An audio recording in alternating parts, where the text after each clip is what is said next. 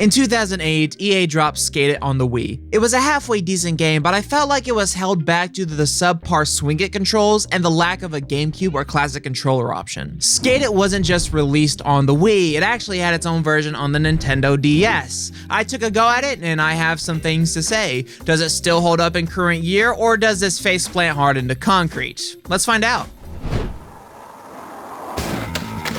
The game starts off with an FMV. What a surprise! You don't see this that often on the DS, that's for sure. Then you create a profile, select your controls, and then you start creating a skater. Thankfully, your cast doesn't look like a starving child here. As with most creative skaters, you get a decent selection of apparel, decks, trucks, and wheels. Exclusive to the DS version is the option to create your own graphics, and that's pretty cool. You're then thrown into the tutorial, and it shows you how the flick it system works. There's a skateboard on the touchscreen, and you basically swipe gestures on the board to do a trick. It's pretty easy to get the hang of it, but there's one thing I'd recommend you do before moving on. Go into the options menu, go into controls, and change the board alignment to the middle option. Why is that? Well, I think the default alignment is just really awkward, so definitely change it. Thank me later. Honestly, the flick it system works quite well here, but there are some times, like in the Wii version, where you do a gesture for one trick and then you do another one. Thankfully, it's nowhere near as bad as the Wii version. You can also do gestures for grinds and tweak grabs, and they work well there too.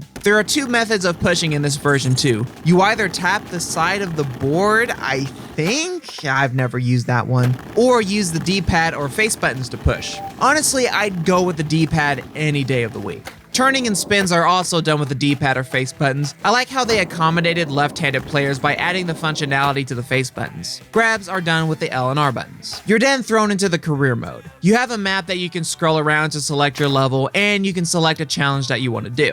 There's no backstory or destroyed city lore here, you just team up with Retta and film stuff. In each level, there are a set of challenges, each with their own quirks. Let's go through the types of challenges real quick. Own the spot goals have you beating a set score within a specific spot. Photo challenges have you doing a specific trick or tricks in a specific spot. Film challenges are similar to the photo challenges, but you have to film your lines without bailing. But here, the challenge doesn't actually start until you hit the record button on the touchscreen. Checkpoint challenges are races where you have to go through all the checkpoints and finish first. You know how to beat these goals? Push, push, and push. 10 out of 10, best gameplay. Death races are the same thing, but without checkpoints. A game of skate is, well, a game of skate. You know how it works. Jam challenges are essentially like Trick Attack in the Tony Hawk games. Highest score within 2 minutes wins. Best trick goals have you getting the highest scoring trick you can do in a spot, and I think that's all of them. Overall, some of them are easy peasy, and some of them are hard as balls. I'll get to that in a bit. During your career, you travel the city of San Vanalona and the world too, meeting pros, getting sponsorships, just like real life, and eventually you get Skater of the Year. There's not that much else to say about the career mode. It's fine, but I kinda wish it had the humor of the console versions. Not that the humor was particularly great there, but it still would've been nice. But I'm glad I don't have to hear Retta talking my head off all the time, and thank God there's no Hall of Meat mode here. So how are the levels? Well, the San Van levels are practically identical to their console counterparts, give and take. There's some differences, but they're just the skate levels you know and love. The community center is probably my favorite out of all the San Van levels. It's a classic.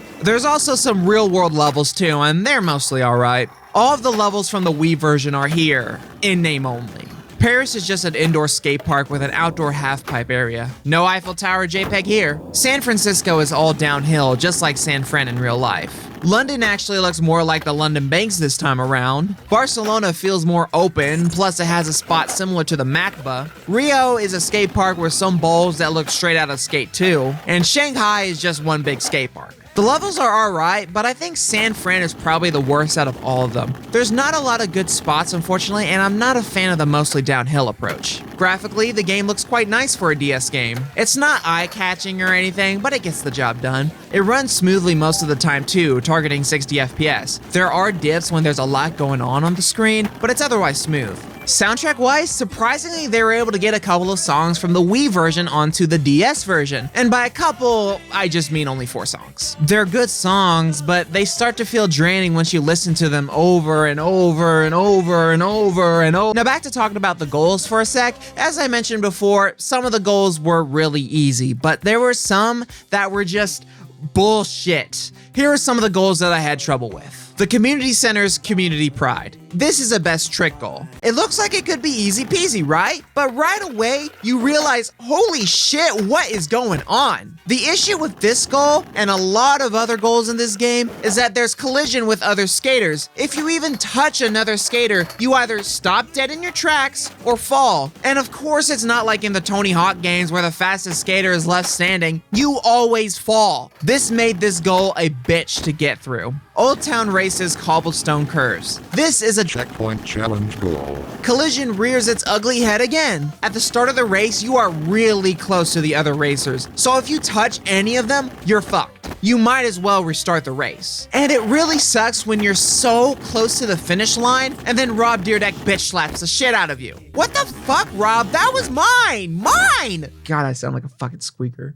Next up, pretty much most death race missions in San Francisco. Maybe I just hate death race goals in general, I don't know. You're trying to go fast, but the moment you slow down an inch, it's over. It's not pleasant. And finally, back to the community center with community spirit. This is a game of skate. Now, I wouldn't be complaining about this that much if it wasn't for the fact that the AI is cheating. They do 360s while I can barely do a 180. I forgot to mention, you spin really slow in this game. So there's gonna be times where you can't even match your opponent's tricks because you can't spin fast enough. I don't know what XCN Entertainment was smoking when they were coding the spin mechanics, but I want them all out of a job. But regardless of all that, what do I think of Skated on the DS? Well, it's probably one of the best skateboarding games on the DS, period. The controls are decent, the levels are decent, the soundtrack is great. It's great. If you're just skating around, it's a nice, chill, fun experience. But when you get into the career mode and want to 100% the thing, that's where it gets frustrating. And other than that, I do feel that the goals do get a bit tedious and repetitive. Also, I had issues with my left hand cramping during my playthrough.